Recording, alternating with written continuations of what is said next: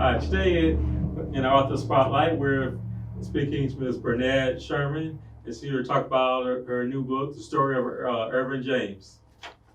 Thank you so much. It is a pleasure to be here at Carolina Panorama in Columbia, just an hour and a half or so from Jamestown, which is the place that was born from and founded by Ervin James. And so the story I'm here to share with you today is actually a historical fiction novel that I wrote, and it was published at the very end of January, beginning of February, that tells a fictionalized account of Ervin James's life from childhood to the point where he purchases over 109 acres of land in what is now Florence, South Carolina, and on the land that is now Jamestown Historic District. So let me go back a little bit and talk about why did I write the story, how did I get inspired, and even how did I actually write this historical novel based on a man who lived 150 years ago. So in 2019, the summer of 2019, I went to my very first family reunion with this group, the descendants of Ervin and Nora James. And I landed in Jamestown. And I'm walking around this property, and I see the headstones, I see the open fields, I see the trees, I see a home that's been there for decades and decades. It's in disrepair, but I can imagine what life once lived there. And I thought to myself, someone needs to tell this story. And then I thought to myself, it's not going to be me. I'm just going to keep walking. Well, sometimes that doesn't work, right? When you're called to do something, when you're led to do something, it just keeps on you. A year later, it hits me again. I need to tell this story. And I say, okay. I say yes. And I start researching. Now, it's an inspired story. I truly feel like God gave me this story to tell. He gave me the voice. He gave me the people, the energy of that time to bring this story forth as a source of inspiration, as a source of healing, not just for our family, but for millions of African Americans in this country, even for those who aren't African American, to understand the times that we came through and the strength and the resilience and the power that is in our spirits, in our souls, in our bodies, to have survived and even thrived and done something like Ervin James did in 1870. You imagine it was just 5 years after the end of the Civil War. And a man who was enslaved all of his life up until that point manages to buy 109 acres of land so that he can found a community for other freed Blacks in rural South Carolina, in what is now Florence County. So that's why I wrote this story. It was to inspire. It was because I was inspired to write it. Now I want to talk a little bit about the voice, because I broke rules. We understand, there are norms in speaking English and in writing books and the perfection of grammar and syntax. I broke those rules. Spirit said, no, you tell the story the way it needs to be told, not the way someone else thinks it should be told. So I did that. And when I wrote it from the perspective of Ervin, the perspective of his mother, his owner, his wives. I told the story through the lens of the people who would have been there, so that you're there with them. You get in their mind, you get in their hearts, you get in their feelings, and you walk that walk along with them. Everyone who's read it tells me, you put me there. I was there with Ervin.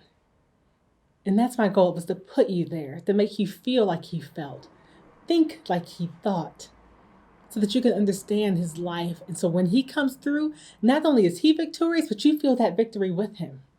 So that is the heart of this book. It's to help people remember not only the power that they have, but one of the lessons that is woven in here is that we also hold promises.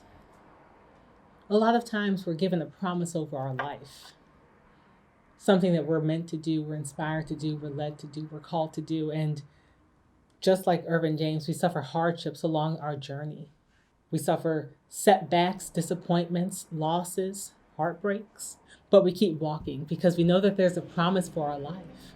We know that there's a reason for our existence. We know that we're here for something more, and we have to keep walking in that. We have to hold the promise. And that's what Ervin did. His mother spoke a promise over his life when he was young, and he held that. He held that for all of those years until he reached that point where he could actually live it and walk into it. One of the things I do also want to mention is the role of women and how women play such a key role in Ervin James's story in this book. His mother plays that role of being the first to plant that seed of a promise in his life, to be the first to plant a financial seed in his life. Because we know that without financial blessings, financial resources, it is hard to walk into promises that we sometimes have spoken over us. His mother was the first one to plant the seed of both the promise and a financial resource to help him start making his way there. The other women in his life play a critical role as well.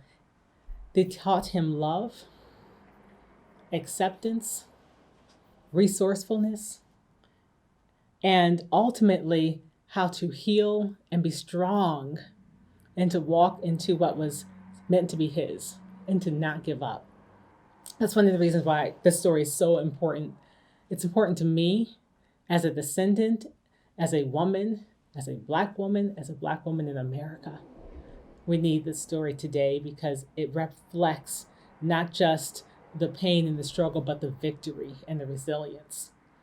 Now, you may be wondering, how can you get your hands on the story of Ervin James? So it is online.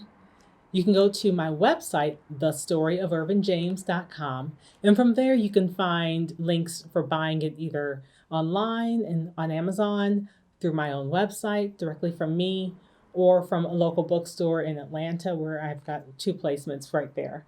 And those copies in the bookstores are signed. If you buy it directly from me on my website, you will get a signed copy. That is a limited time, but you will get a signed copy if you do that within about a week or so of this airing. So please feel free to find it there. And if you want it locally in your bookstore, reach out to them. Tell them, hey, you need to start carrying this book. Your library can carry this book. Definitely ways for retailers, bookstores, libraries to get wholesale as well. So it is available for distribution, and it's that way as well. It is a story that we need right now. It is a story for the generations to come. Again, I am Bernette Sherman. My website for this book is thestoryofervinjames.com. My own website is bernettesherman.com. So my first name, my last name.com. And from there you can find out about all of my other projects, my other books. This is my 10th book. I've published 9 other books.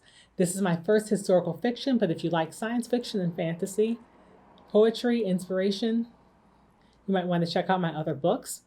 I also do book writing and publishing coaching. So if you're interested in telling your story, telling the story of something that's important to you and helping others understand something inspiring, healing, educational, please reach out to me. I might be able to help you bring your words to life as well. Again, Bernette Sherman. This is the story of Ervin James. And I would love if you pick up a copy and let it become a part of your life as well. I would like to thank you for coming out today, and I wish you much success in this book and with your future endeavors. Thank you so much. I appreciate this opportunity.